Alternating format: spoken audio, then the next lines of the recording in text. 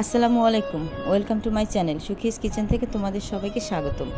দূরে এবং কাছে, দেশ ও দেশের বাইরে, আশা করি সবাই ভালো আছো, আমিও ভালো আছি। আজকে তোমাদেরকে আমি আইসক্রিম তৈরি করে দেখাবো একেবারে অল্প খরচে। এই এখন যা প্রচুর গরম, এই গরমের মধ্যে এরকম একটা আইসক্রিম যদি ঘরোয়া পরিবেশে বানিয়ে খাও তোমরা, তাহলে দুপুরবেলা খুব ভালোই লাগবে, মন প্রাণ জুড়িয়ে যাবে। তো চলো আমি আইসক্রিমটা কীভাবে তৈরি করবো একবার দেখে নেবে।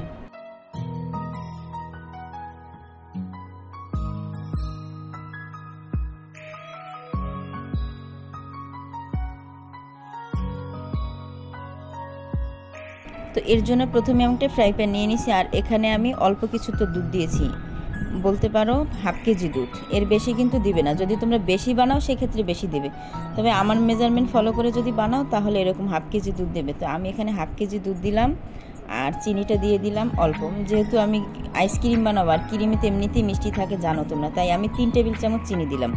এবার আমি একটা বাটির মধ্যে কর্নফ্লাওয়ার নিয়ে নিলাম 2 টেবিল চামচ, আর 2 টেবিল চামচ কর্নফ্লাওয়ারের ভিতরে আমি এখানে 3 টেবিল চামচ দুধ দিয়ে দিলাম। দুধটা দেওয়ার পরে আমি খুব সুন্দর করে আমি একটা কাঁটা চামচ দিয়ে মিশিয়ে নিচ্ছি। মিশিয়ে নেওয়ার পর আমি মিশ্রণটা একটা সাইডে রেখে দেব। আর আমি যে দুধটা চুলায় দিয়েছি সেই দুধটা কিন্তু খুব একটা বেশি জাল করার প্রয়োজন নেই, ওটা অল্প, জাস্ট 1 থেকে 2টা বলক দিলে হয়ে যাবে, এর বেশি না।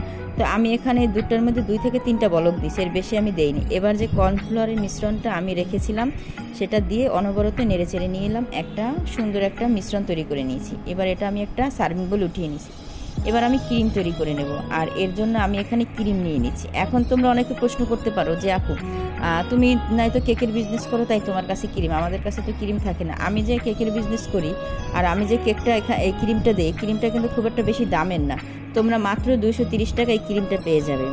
আর একটা ক্রিম দিয়ে তোমরা অনেক আইসক্রিম বানিয়ে খেতে পারবে, বলতে পারো সারা গরমের মধ্যেই খেতে পারবে।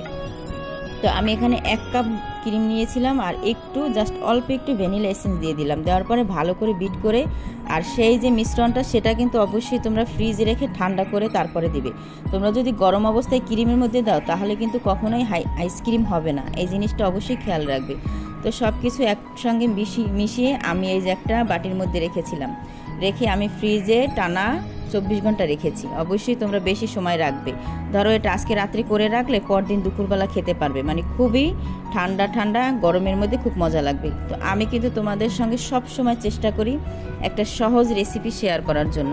আর আমার এই আইসক্রিমটায় কিন্তু তেমন কোনো বেশি কিছু লাগে না, জাস্ট অল্প কিছু, বলতে পারো 100 টাকা খরচ করলে এরকম একটা মজার আইসক্রিম ঘরে বানিয়ে খেতে পারো। তোমরা ভাবো আমি যে আইসক্রিমটা বানাইছি এটা যদি এখন আমি বাজার থেকে কিনে আনতাম, তোমরাই বলো কত টাকা দাম হইতো। তো এই ছিল আজকে আমার সহজ রেসিপি, গরমের ভিতরে ঠান্ডা ঠান্ডা আইসক্রিম। ভালো লাগলে প্লিজ সবাই পাশে থাকবে। আর আমার এই আইসক্রিমে কী কী উপকরণ লেগেছে সেটা তোমরা ডেসক্রিপশন বক্সে পেয়ে যাবে। তো সবাই ভালো থাকবে, সুস্থ থাকবে। আজ এ পর্যন্তই, আল্লাহ হাফেজ।